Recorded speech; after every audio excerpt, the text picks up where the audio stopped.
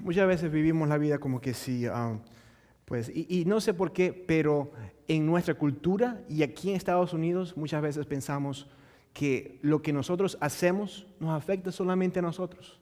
Y muchas veces hemos escuchado, ¿y a ti qué te importa? O mucha gente vive la vida como que sí, es mi vida y yo hago con mi vida lo que yo quiero, con mi tiempo lo que yo quiero. Y muchas veces no pensamos en que lo que hacemos afecta a la gente que está alrededor de nosotros. Y fíjense, muchas veces nuestro pecado como que no nos cobra a nosotros mismos. Cometemos pecados y hacemos cosas que pues no van bien con Dios.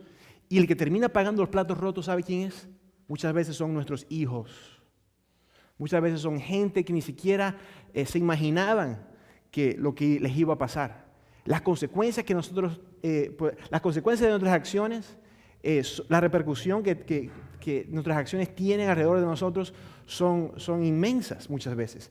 Pero tenemos que comenzar a vivir con conciencia y diciendo, fíjate, si Dios nos ha puesto aquí en esta ciudad, si Dios en su misericordia hizo que nos conociéramos el uno al otro, que estuviéramos aquí vivos en este momento al mismo tiempo, es por una causa, por algo, un propósito Dios tiene para nosotros. Y ustedes se ponen a pensar, y al igual que yo, hace 3 años, 5 años atrás, ni me pasaba por la mente que yo estaría aquí parado hablando en español a una iglesia en Pittsburgh.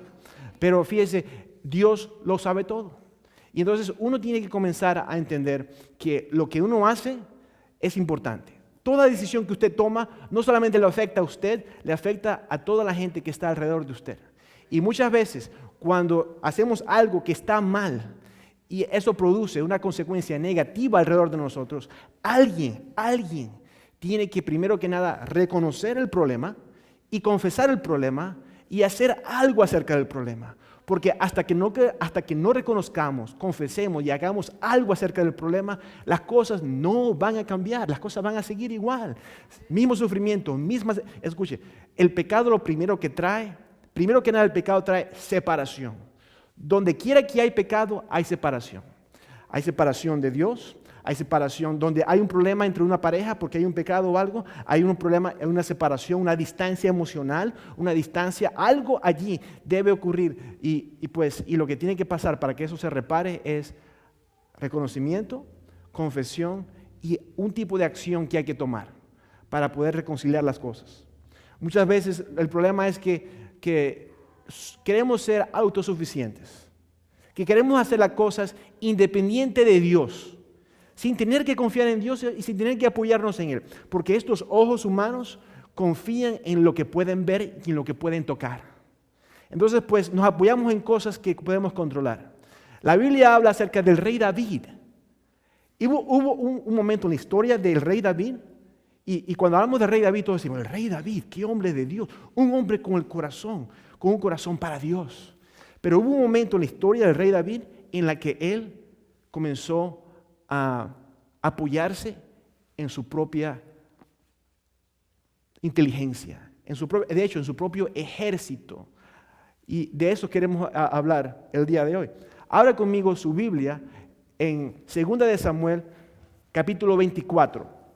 Vamos a leer una historia que habla acerca de un rey, del rey David, quien comienza a apoyarse en las cosas del mundo, que comienza a apoyarse en su propia inteligencia, en su propio ejército, quien comienza a vivir una vida llena de orgullo y eventualmente esto tiene repercusiones y hay gente que no tenía nada que ver con esa decisión que él había tomado, pero que eventualmente pagó los platos rotos por las decisiones de David.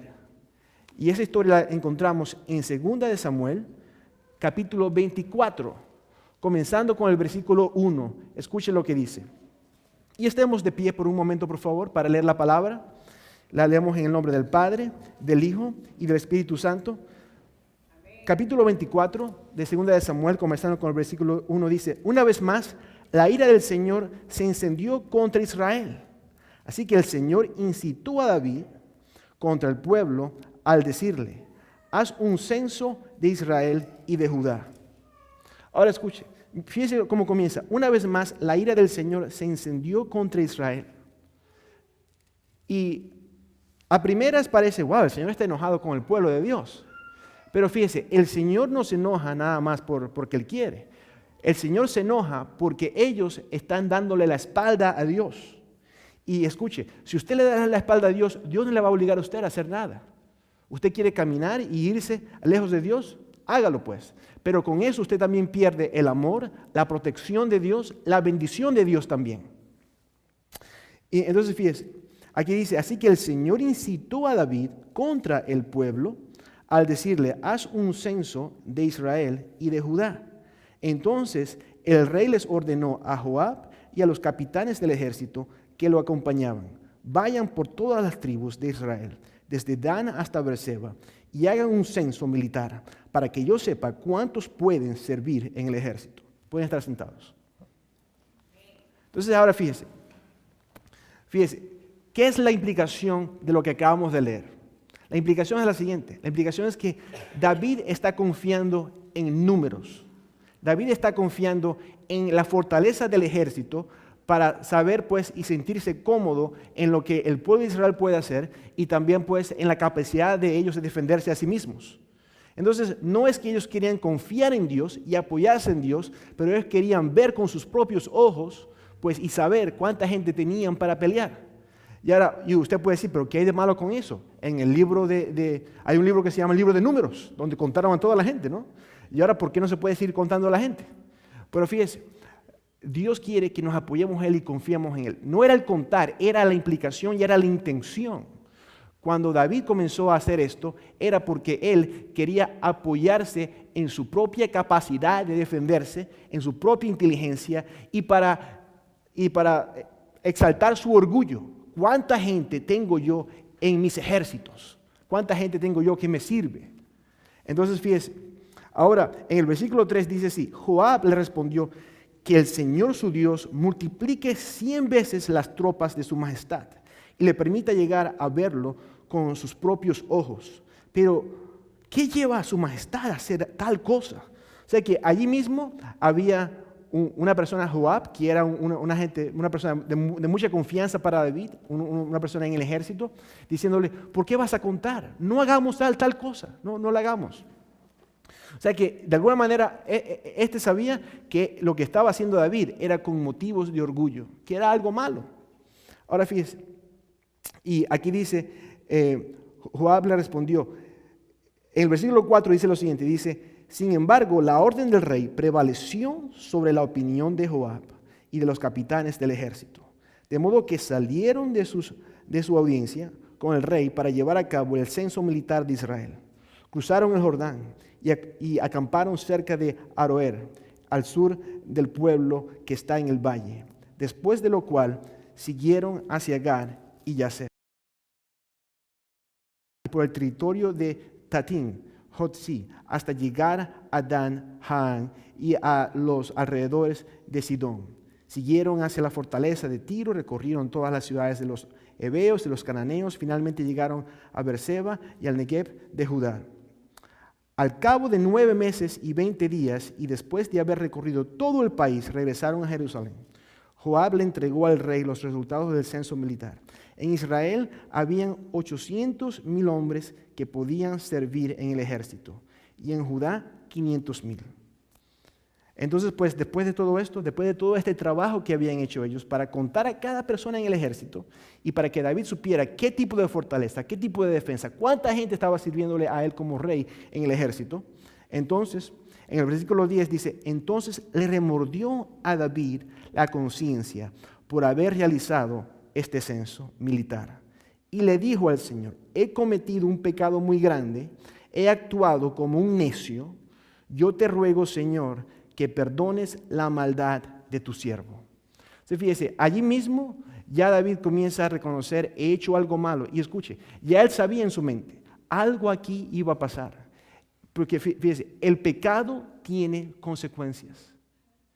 Y entonces ya David, sabiendo que él había hecho algo de orgullo, y fíjese, y David era quien representaba como rey, era quien representaba al pueblo de Israel.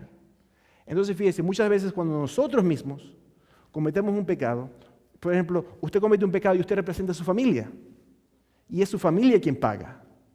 Usted comete un pecado, pues, y muchas veces, muchos de nosotros hemos hecho algo, pues somos hispanos, y como hispanos, pues, quizás hemos manchado el nombre de los hispanos, y todos los hispanos pagan. Oh, este hispano hizo algo, este es un fraudulento, esto es aquello, esto es aquello. Y por ese hispano, todos ya ahora son así. Entonces, muchas veces, lo que nosotros hacemos tiene una repercusión que es bien grande y afecta a otros que nunca han hecho nada. Ahora fíjese, tomando y teniendo conciencia de lo que David ha hecho aquí, él en el versículo 10 se arrepiente y dice: he cometido un pecado muy grande, he actuado como un necio, yo te ruego, Señor, que perdones la maldad de tu siervo. El versículo 11 dice: por la mañana, antes de que David se levantara, la palabra del Señor vino al profeta Gad, vidente de David, y le dijo este mensaje: ve a decirle a David, escucha, David oró. Aquí ahora el Señor le va a hablar a David a través de este profeta. En el versículo 12 dice: así dice el Señor, te doy a escoger entre 3 castigos.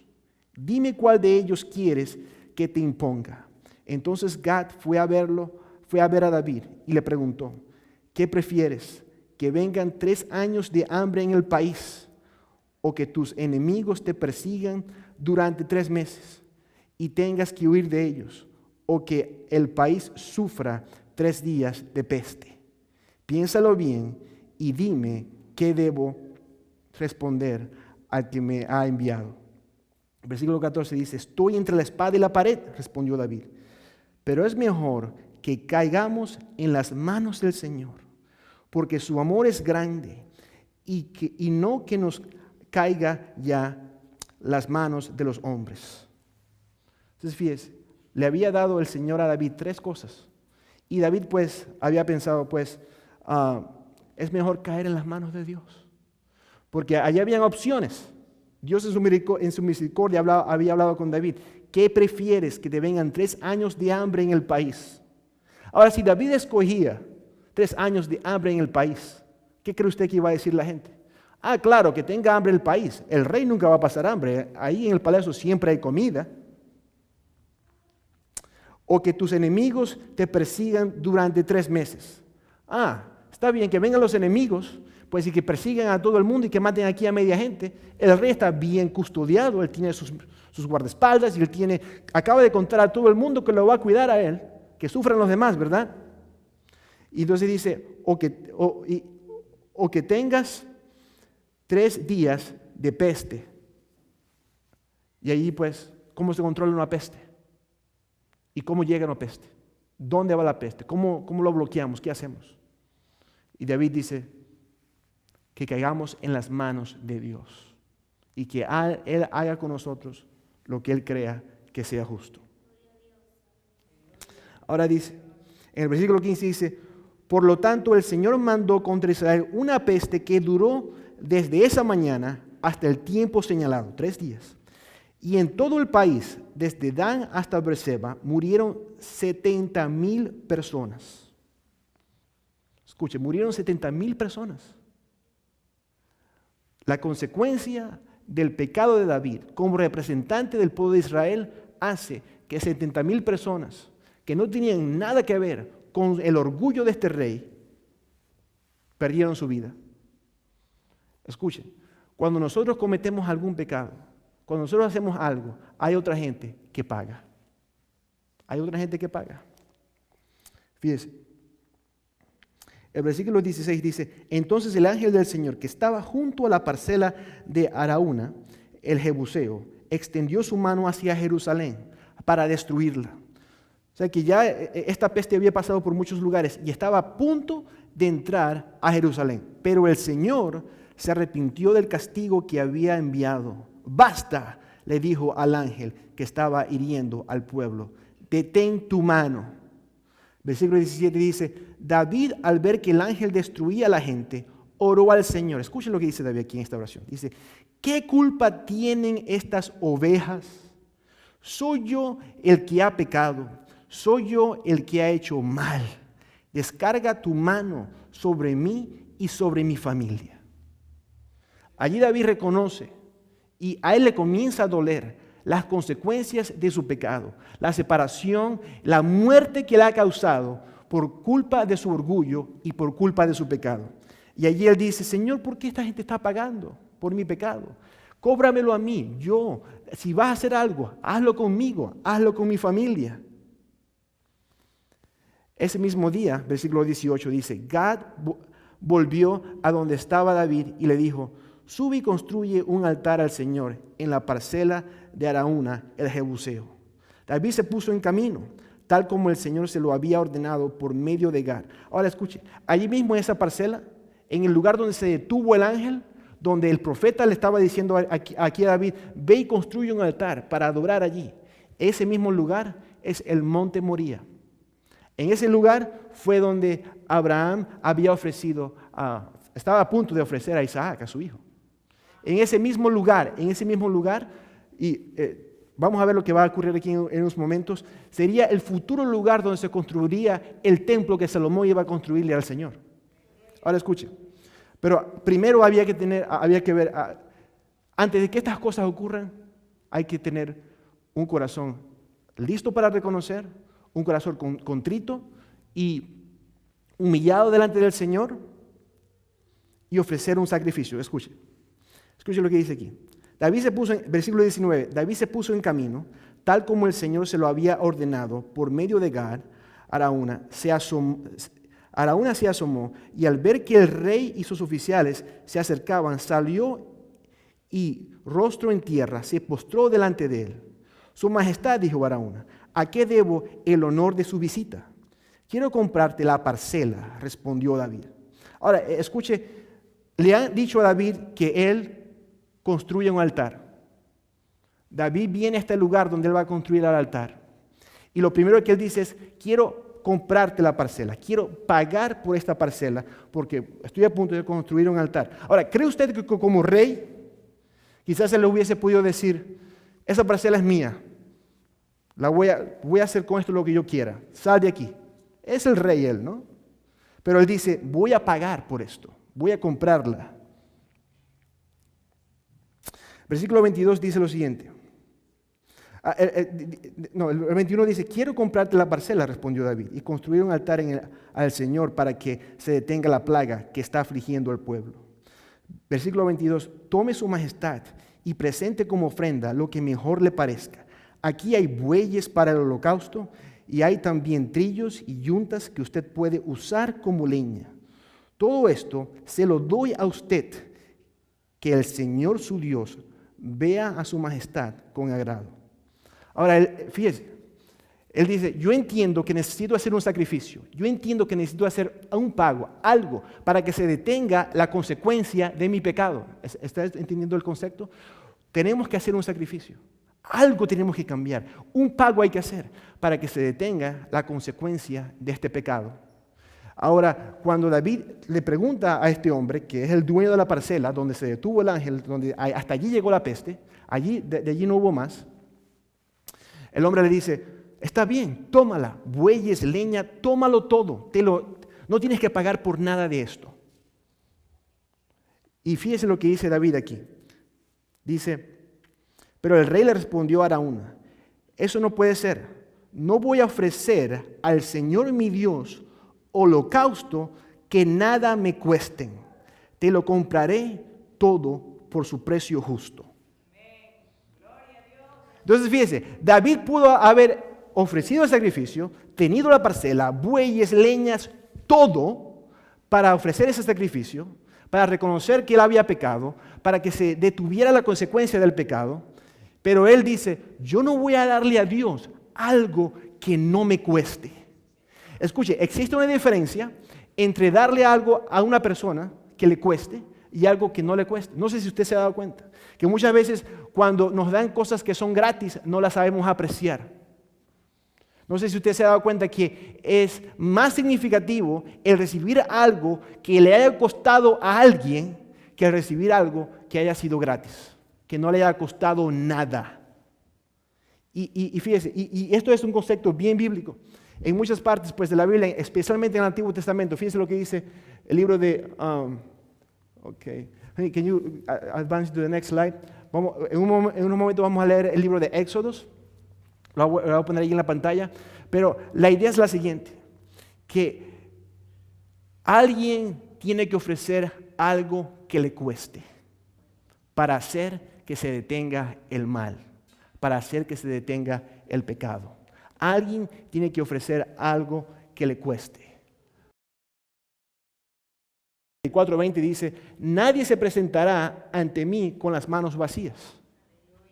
Fíjense, ya en el libro de Éxodos, cuando Dios estaba enseñando a la gente cómo adorar y cómo buscarlo a Él, una de las cosas es, nadie se presentará delante de mí con las manos vacías. Y esto es lo que Dios espera de nosotros, que traigamos algo delante de Él.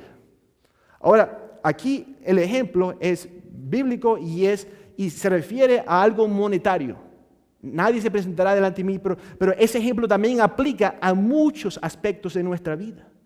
El sacrificio no solamente es monetario, sino el sacrificio muchas veces tiene que ver con nuestra vida, con nuestro comportamiento, con lo que hacemos.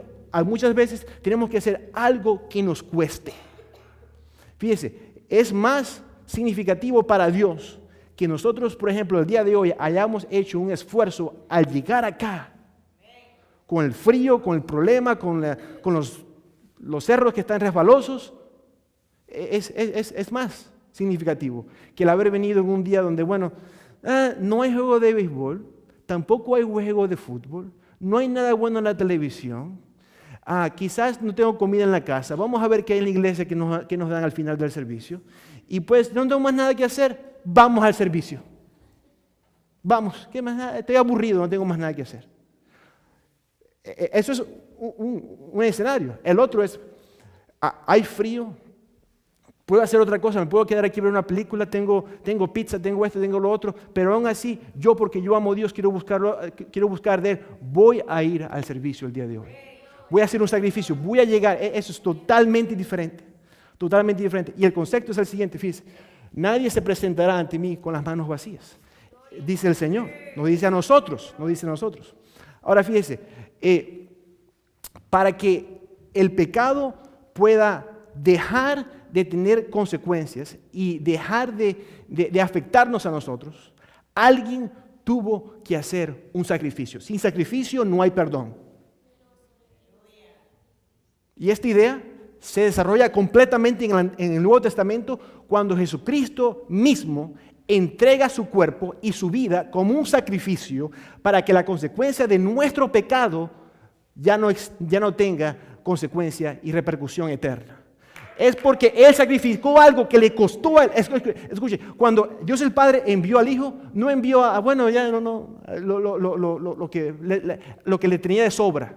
No, Él envió lo más precioso, lo más importante, lo más que estaba más cerca de su corazón. Envió a Jesús a este mundo y se sacrificó y Jesús entregó su vida por nosotros para que el pecado ya no tuviese poder sobre nuestras vidas. Amén. Aleluya. Gloria a Dios. Gloria a Dios. Gloria a Dios. Entonces fíjese, aunque nuestro propio pecado nos había afectado a nosotros y a toda la gente alrededor de nosotros, así como le pasó en la vida al rey David, el sacrificio de alguien hizo que se detuviera eso.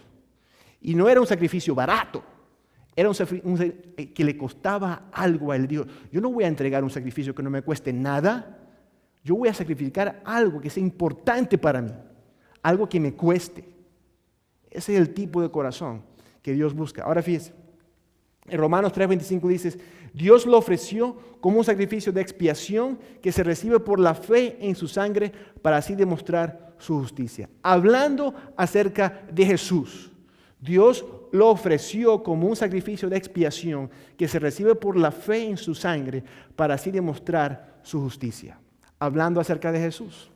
Ahora, hablando acerca de nosotros, escuche lo que Romanos también dice. Dice, Romanos 12:1 dice, por lo tanto, hermanos, tomando en cuenta la misericordia de Dios, les ruego que cada uno de ustedes en adoración espiritual ofrezca su cuerpo como sacrificio vivo, santo y agradable delante de Dios. Escuche, aunque Jesús ya entregó el sacrificio, aunque Jesús entregó su vida y Él nos ha dado a nosotros vida eterna, nosotros todavía podemos hacer un sacrificio. Y fíjense, la Biblia dice, entreguemos nuestro cuerpo. ¿De qué habla el cuerpo? El cuerpo habla de la carne. El cuerpo habla de lo que esto quiere.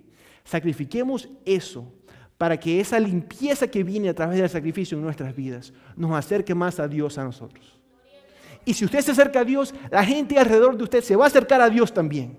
Si usted se acerca a Dios, su comunidad se va a acercar a Dios. Si usted se acerca a Dios, su vecindario, su apartamento, donde usted vive, su familia, en su trabajo, se van a acercar a Dios también. Pero antes de que la gente pueda acercarse a Dios, antes de que el pecado pueda detenerse y pararse ya, ponerle un parado al pecado, alguien tiene que hacer un sacrificio. La Biblia dice, ofrezca su cuerpo como sacrificio vivo, santo y agradable delante de Dios. ¿Por qué es un sacrificio vivo? Porque esto es algo que nosotros los cristianos hacemos. Si somos cristianos, Cristo vive en nosotros. Y por eso es un sacrificio vivo. Yo entrego mi cuerpo como un sacrificio vivo delante de Dios, aplacando y matando la carne que vive en mí para que Cristo pueda vivir en mí. Y eso hace que yo me acerque más a Dios. Aleluya. Gloria a Dios. Y fíjense, muchas veces el sacrificio que hay que hacer no es algo que es fácil. No es fácil. Es difícil. Nos cuesta. Es algo duro. Pero es lo que Dios requiere para que nos acerquemos más a Él. Para que nos purifiquemos más aún. Y para que no haya obstáculos entre Dios y nosotros. Es un sacrificio vivo, así como lo hizo David. No voy a ofrecer al Señor, mi Dios, holocaustos que nada me cuesten. Te lo compraré todo por su precio justo. Fue así como David compró la parcela y los bueyes por 50 monedas de plata. El versículo 25 dice, allí construyó un altar al Señor y ofreció holocaustos y sacrificios de comunión. Entonces el Señor tuvo piedad del país y se detuvo la plaga que estaba afligiendo a Israel. Aleluya. Gloria a Dios. Gloria a Dios. Y eso me hace pensar a mí, ¿qué plagas están ahorita en nuestras familias? ¿Qué plagas están ahorita en nuestra comunidad hispana? ¿Qué plagas hay ahorita en esta ciudad de Pittsburgh? ¿Y qué sacrificio podemos hacer nosotros para detener esa plaga? Para decir, pues, escuche, esta plaga, ¿puedo compartir un poquito ahí? Existe una plaga que está en muchas casas, que llega a su casa a través de su teléfono, a través de su computadora. Existe una plaga que ha tomado posesión de los ojos y de la mente de muchos hombres. Y usted sabe de qué estoy hablando. De esa pornografía que mucha gente tiene ahorita. Y alguien tiene que hacer un sacrificio y darle un parado a eso. Hace unos meses atrás, muchos meses atrás, una persona que de hecho asiste a la iglesia, no está presente hoy, habló conmigo. Y me dijo, pastor, tengo que hacer un upgrade a mi teléfono. ¿Qué upgrade vas a hacer tú si tienes un teléfono el más nuevo que hay? No, quiero un upgrade. Quiero uno de esos que son así, que tienen teclas y que no son un teléfono básico quiero. ¿Y cómo es esto? ¿Va a ser un upgrade para ti? ¿Te vas a ir de un teléfono súper nuevo a un teléfono de estos cavernícolas que ni siquiera tienen internet? Ese es el que yo necesito. Hablamos un rato allí y determinamos que sí, ese era un upgrade muy necesario en la vida de él.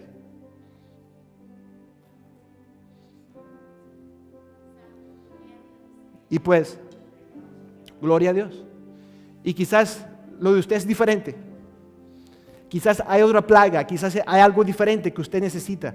Un sacrificio que hay que hacer para que Dios pueda reinar en nuestra vida. Para abrirle la puerta a Dios y decir, Señor, detén esta plaga, Señor, aquí estoy. Entrego mi cuerpo, entrego mi vida, entrego mis finanzas, entrego lo que haya que entregar, mi tiempo, mi talento, como sacrificio vivo delante de ti, Señor. Aleluya. Gloria a ti, Cristo. Fíjese, es este tipo de actitud y este tipo de sacrificio que hace que el plan de Dios se cumpla en nuestra vida. Fíjese, y la iglesia que Dios está construyendo aquí, la iglesia cristiana Sion, es una iglesia que se ha construido con mucho sacrificio. Y cuando Dios ve gente que quiere entregarse, que quiere sacrificar algo que es importante para ellos, que quiere cambiar, que quiere adorar a Dios, Dios se mueve. Dios, allí es donde hay salvación, donde Dios restaura matrimonios, donde hay sanación del cuerpo, donde hay milagros, donde hay crecimiento, donde hay la presencia de Dios. Aleluya. Pero se requiere alguien que diga, yo voy a hacer un sacrificio. Y cada vez que decimos eso y hacemos eso, somos tal cual como Jesús. Aleluya. Gloria a Dios. Señor, hoy te damos gracias. Hoy te bendecimos, mi Dios. Hoy te damos gloria, Señor. Hoy te exaltamos, mi Dios. Hoy te amamos, Señor. Bendito eres tú, Señor. Padre amado, yo te pido este día, Señor, que tú nos conviertas en esa iglesia, Señor, donde somos un pueblo, mi Dios, dispuesto a entregarnos a ti, a hacer sacrificios, mi Dios, vivos delante de nuestro Dios.